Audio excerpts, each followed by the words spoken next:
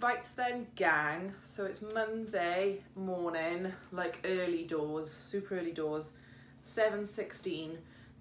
Last night I had like an epiphany that I'd done most of what I wanted to do in Edinburgh, but there still is more to do. And I was looking at my guide thinking, I could get that done tomorrow morning. So I went back to my car and swapped my boots over to flat boots because I want to walk up Arthur's Seat, and apparently that takes 45 minutes. I reckon I could probably get it done in about 35 minutes if I'm pushing it. So I changed my like nice blue posh jacket to my waterproof jacket because it's raining, and then obviously boots that are more suitable for walking on like footpaths rather than like pavements and tarmac. I took some stuff back to my car last night so I wouldn't have to lug it around. All I've got to do now is quickly pop my suitcase and my bag of stuff that I bought yesterday to the car, and then that's it. Then I'm going to go for breakfast. Then I'm undecided as to what to do because I want to go to, let me tell you where I want to go to. I want to go to Greyfriars Kirk, but that doesn't open until 10 a.m. maybe, 10:30 a.m. and it's the Greyfriars Kirkyard and the Greyfriars Bobby statue are all sort of interlinked with Harry Potter, and I've sort of wanted to do something Harry Potter related while I've been here, because this is where the city where J.K. Rowling wrote the first couple of chapters of Harry Potter and the Philosopher's Stone. And like within that churchyard there's like a grave for Tom Riddle, which was I think the inspiration for Lord Voldemort and stuff like that. So yeah, that's my plan of attack. But I also want to get away as early as possible because I'm going to West Wales now for a week with Holly and my friends as a second holiday for the half term. And I've realised that I've left the airbed pump at home, and I've left Holly's toothbrush and toothpaste at home, and I didn't pack her any like books or colouring pencils or anything to keep her entertained. So yeah, we shall see what's what.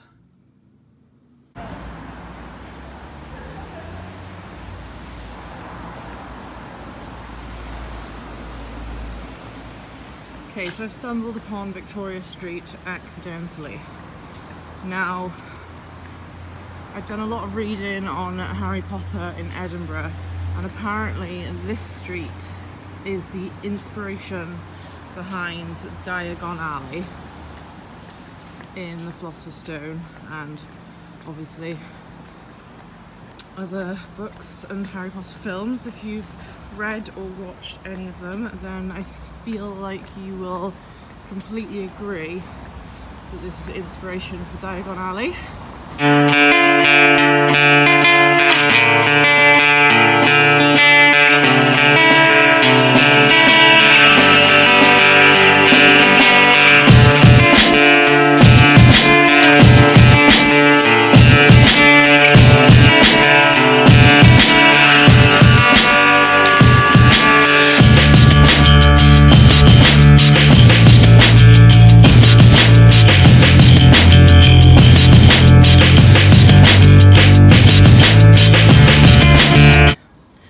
Currently in the Greyfriars Kirkyard, so basically graveyard. That building there is Greyfriars Kirk, which doesn't open for a while. I'm not really keen on going in anyway. It's like one of Edinburgh's most famous churches. Greyfriars Kirk was built on the site of a Franciscan friary and opened for worship on Christmas Day 1620. Surrounding the church, Greyfriars Kirkyard is one of Edinburgh's most evocative cemeteries. So then, walking through Greyfriars Kirkyard, it's got a cemetery written next to it. Greyfriars Kirkyard is one of Edinburgh's most evocative cemeteries, a peaceful green oasis dotted with elaborate monuments. Many famous Edinburgh names are buried here, including the poets Alan Ramsay, architect William Adam, and William Smealy, the editor of the first edition of the Encyclopedia Britannica. That's pretty impressive stuff. If you want to experience the graveyard at its scariest, inside a burial vault in the dark at night, go on one of the City of the Dead guided tours. So I'm really here for Tom Riddle et al. But who knows where Tom Riddle is? In case it's just looking. But look how, I'll flip you around now. How elaborate this is, without being, you know, disrespectful to the dead and all, but they've been dead for a reasonable amount of time. This is pretty impressive stuff right here. I suppose they don't really advertise the whole Harry Potter thing because they don't want to bring unnecessary footfall. I don't know, who knows, but this is a little bit epic. Imagine if you had headstones like this these days. Crazy. Crazy. Just so you can appreciate the lengths I am going to get this photograph, guys, I would have thought that by now they would have maybe put some slabs down. I think, I don't know. Who knows? This is Scotland after all. So here we have Sacred to the memory of Thomas Riddle Esquire, the Bethsborough in the county of Berwick, who died in Edinburgh on the 24th of November 1806, aged 72 years. Also of Thomas Riddle Esquire, his son, captain of the 14 Regiment, who died at Trinidad in the West Indies on the 16th of September 1802, aged 26 years old. That's sad. That's very, very sad. And of Christian Riddle, his daughter, who died in Edinburgh on the 29th of October 1808, aged 31 years. That's only one more than me. That's shocking. Also Maria Jane Riddle, his daughter, died the 5th of September 1819, aged 47. And then over here, what is this? This is Elizabeth, relict of Thomas Riddle Esquire. That's what it says. Of the Bethsborough, I don't know, died the 16th of September. Gosh, lots of September deaths. Aged 87. Catherine Riddle died 27th of May 1849, aged 75. Elizabeth Riddle died the 15th of April 1850, aged 79. General Henry James Riddle, KH and something, died 8th of March 1887. Oliver Riddle died 22nd of April 1862, aged 75 or 78. I can't really read it, but there we are. That is the inspiration. If you've read the books and watched the films, you will know that Tom Riddle is it's not an acronym, it's, what is it? I don't know how to say it, but when you rearrange the letters, it spells Lord Voldemort. You know. So, now that I've seen that, I'm gonna go and see something else and then maybe climb that hill, but who knows. Right, it's incredibly noisy, so good luck if you can frickin' hear me. But this little cute statue of a dog is the Greyfriars Bobby statue. Probably the most popular photo opportunity in Edinburgh. In the life-sized statue of Greyfriars Bobby, a Skye Terrier who captured the hearts of the British public in the late 19th century, stands outside Greyfriars Kirkyard. From 1858 to 1872, the wee dog maintained a vigil over the grave of his master, an Edinburgh police officer. The story was immortalised in a novel by Eleanor Atkinson in 1912, and in 1963 it made it into a movie. Who else? Walt Disney. So basically, this was a doggy of a police officer, and the police officer died of tuberculosis, and in 14 years I think it was, the dog sat by the grave of that dead policeman, and I think like everyone was like, oh, that's so cute, and then obviously it's become like a famous thing, and now he's got his own little statue which is true to size. So yeah, that's that. Okay, so I've decided to call it a day for Edinburgh now, because if you look behind me to that hill, it's all in the mist, and Arthur's Seat is somewhere up in this cloud here, and I'm thinking, what's the point in walking all the way up there if I'm just going to see the inside of a cloud? So I walked through the Royal Mile, and you could see down the Royal Mile, and I couldn't see down the Royal Mile because at the bottom of it was covered in cloud. So if it's cloudy on street level, it's going to be super cloudy up the top, so I'm just not going to bother. I'm going to give myself some extra hours to drive home and get to where I need to get at a reasonable hour instead. So that's, I think Arthur's Seat's not going anywhere. Still going to be there next time I come back to Edinburgh. So I'll just have to let that be the one that got away. I hadn't planned on doing it anyway. It was kind of like a last minute decision yesterday. So I'm glad I've managed to get to see like the Tom Riddle stuff, like the Harry Potter-y type stuff.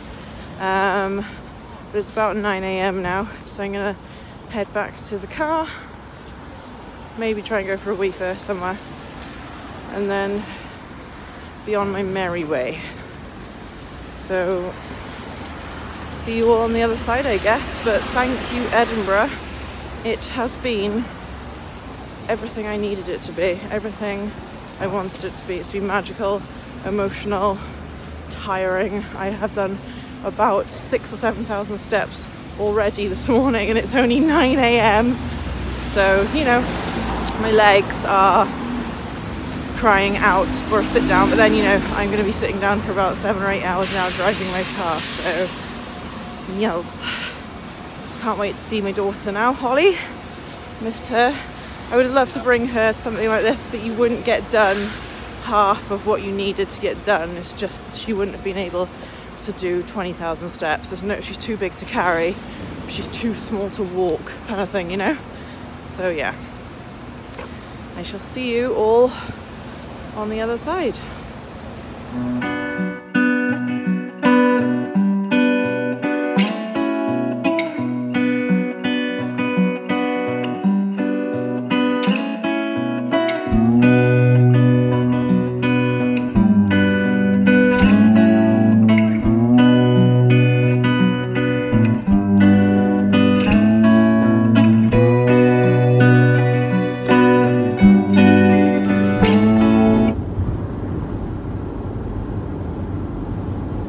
Gang, how goes it?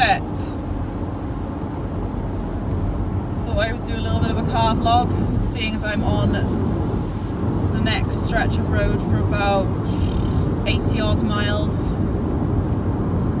Got a quarter of a tank of fuel left, but I will need to stop at services at some point, obviously, to refuel both my car and myself. So it's pretty warm in the car, 11 degrees it is outside. We're in England, as you might have guessed by now already. 47 minutes past 11, and I'm on the M6. the road that I had to go on to join the motorway, not the M6, it was like the A747 or something, I don't know what it was, but it was like a motorway. The road getting onto that motorway was like, I had driven on part of it to get into Edinburgh the other night, and it was only in the daylight had I realised the enormity of what I actually did in the dark. Crazy. Snow absolutely everywhere. Insane. Absolutely insane. And then, because I knew what route this was taking me, and I can remember this route from when I travelled up to Scotland about 15 years ago on the coach, I knew the motorway and driving through that part of the motorway, or whatever it's called. It was not the M6, it's the one that it joins to. The scenery is pretty fucking epic, and it's just so like, you're like, hang on a minute, I'm on a fucking motorway driving through mountains with snow. It's like, what the fuck's going on? It's awesomely epic, and that's the only way I can describe Scotland. Like, I really do miss it. I'm not sure if I could live here. I don't know. It's a bit far north, but it has been, I keep using the word epic, that's because it is. It's just so grandeur, and you can just see for fucking miles, and there's, it's just not Wales, it's Scotland, it's its own entity.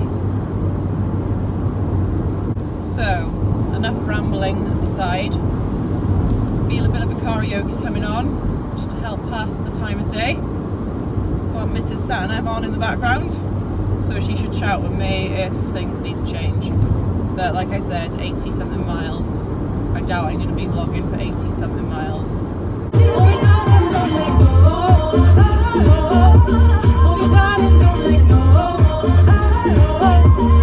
Everything that kills me makes me feel alive.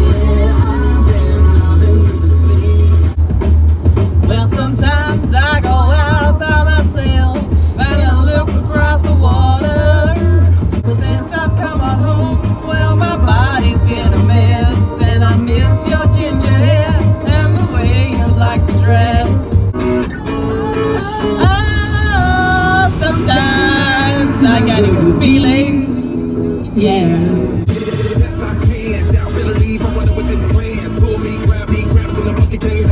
I'll be the president one day, January 1st. Oh, you like that gossip? Like you the one drinking what gossip.com. Now I got a word for your tongue. How many Rolling Stones you want? So I've just been driving and I glanced right, and there's a fucking humongous mountain over there with loads of fucking snow on it, like loads of snow. It's around here. I think I'm driving through the Lake District. I must be driving through the Lake District right now, which is lush. I've been to the Lake District before. I had a whole holiday in the Lake District, a hill walking holiday with one of my ex-boyfriends. Fucking amazing holiday. Somewhere on this road runs parallel to the train line, and there's it's very clear from the train, I'm pretty sure it's clear from the motorway, but there's like, in the war, a lady lost her husband or something like that, or he went away to war or something, so she planted like a little heart shape of trees, so when he came home on the train, or whatever, the road, or whatever, and saw the heart shape of trees, he knew that he was nearly home and she was thinking of him, or something like that.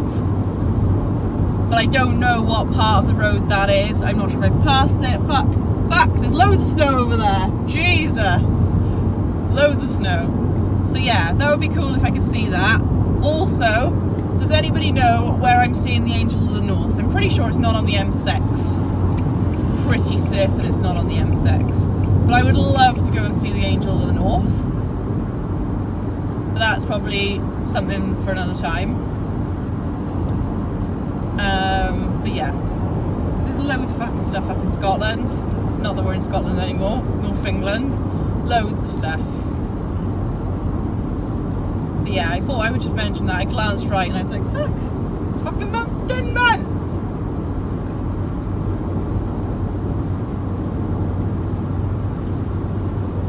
Kendall, yeah, Lake District we are.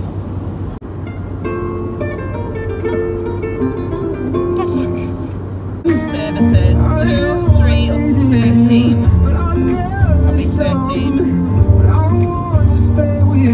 Till we're grey and old. Just say you won't let go. We both go crazy.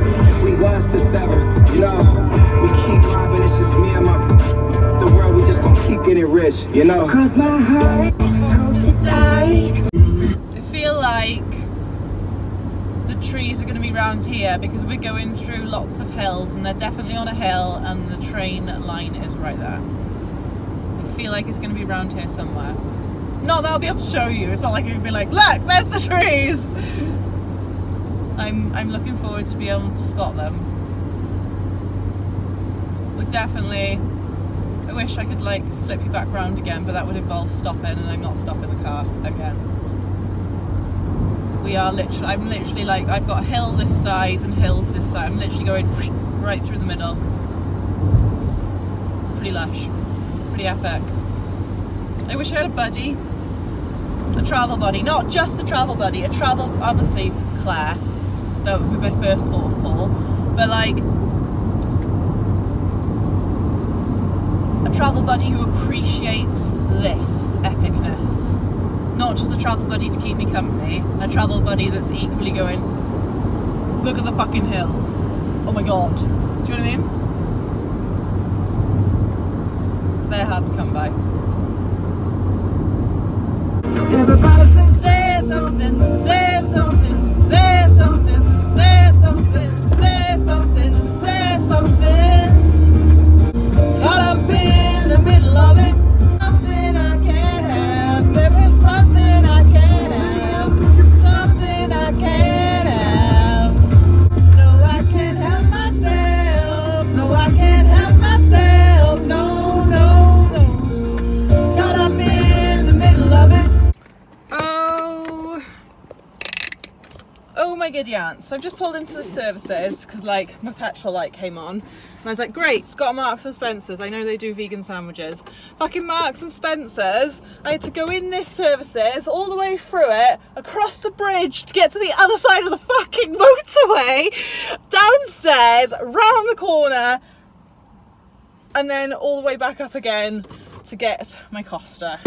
But it was worth it though, because I got a meal deal and I got the vegan roasted veg with avocado and chili squash on red pepper bread. So I'm going to nom this and I'm hitting the road again. I wasn't expecting the whole process to take so long. I need to go and put petrol in my car as well. So this is nom. I hope it's nom. It looks nom. It's like orange. Cool.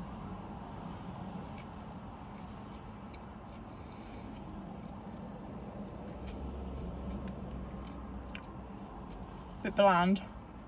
Didn't think I'd be mukbanging on a Marks and Spencer's vegan sandwich on the side of a motorway on the M6. Oh, that's nice now. The roasted peppers, nom nom.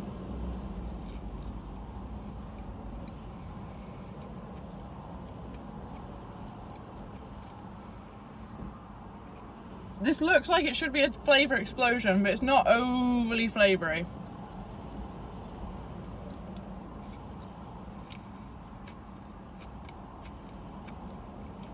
But it's too flavoury to be bland. You know, I've been thinking while I've been driving that like, if money wasn't an object, I'd like GoPro the fuck out my car.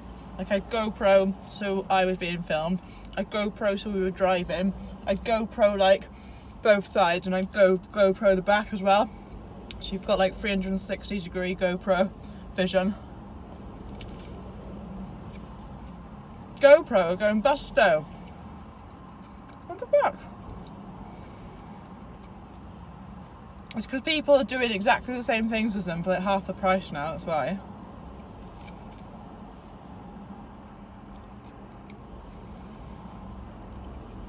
You fucked it, GoPro, you fucked it. So in my meal deal, I got a packet of popcorn, salted, they didn't have sweet, and a diet fiery ginger beer. Hell yes! Since when was ginger beer included in blooming meal deals? Loving life. And I picked up some veggie Colin the Caterpillar. I'm gelatine free, and there's no beeswax in this at all. So I'm hoping that means that it's vegan. Doesn't say, but it should be.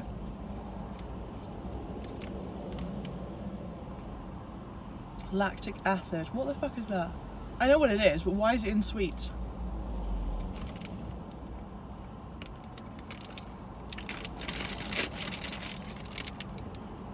Where's that lactic acid coming from as well?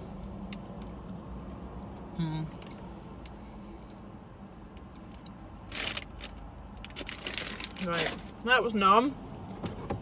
Got a soya gingerbread latte in there. Let's just have a swig of my old...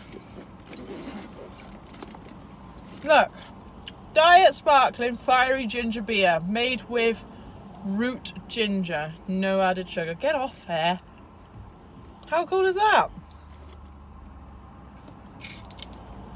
Awesome.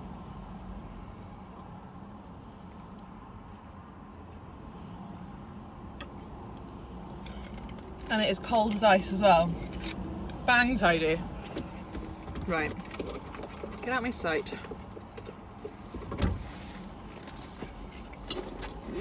Right, I'm gonna love you and leave you then. I'm gonna go and get me some petrol for the car. Plug my sat nav back in. I need to put this on charge now, so I can't even listen to my playlist. Right, there's my things. That's that. Right, there's a bin. Let's get rid of this stuff. Stuck on a hill somewhere in Wales. I think I'm in Wales, I don't know. I've been swish-swashing across the border. There was, I don't know, traffic jam down there. Now there's a traffic jam on top of the hill because they're doing road works. There's literally no road surface, hence why it's a bumpy. But yeah, like, my journey has just gone up by about half an hour. Yay! Welcome to Wales! So yeah, I'm gonna do some more karaoke for you because I'm like, I'm tired and like I feel like my brain's not being stimulated, so I need some stimulation for my brain.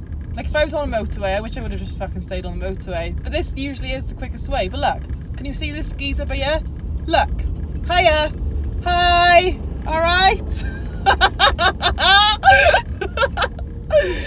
Say hello to YouTube.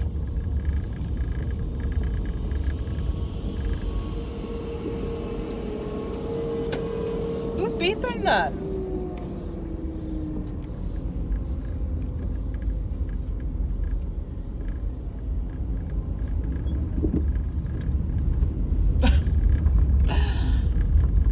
Oh my god. Right then, let's go. We've got Evanescence, by the way. Bleed my heart out. Suppressed by all my childish fears, these wounds won't seem to heal. This pain is just too real. There's just too much that time cannot erase. When you bright-eyed wipe away all your tears, you scream, I fight away all your fears. It's so hard to tell myself that you're gone, although you're still with me. I'm still alone. Hey guys, look who I picked up on the way. Who's that? Me. It's you. We miss Mummy. Yeah. Where are we going now? To holidays. And where's the holiday? In Spain. a cottage? cottage. And who's going to be there? You. Right then, should we hit the road? Yeah. Let's hit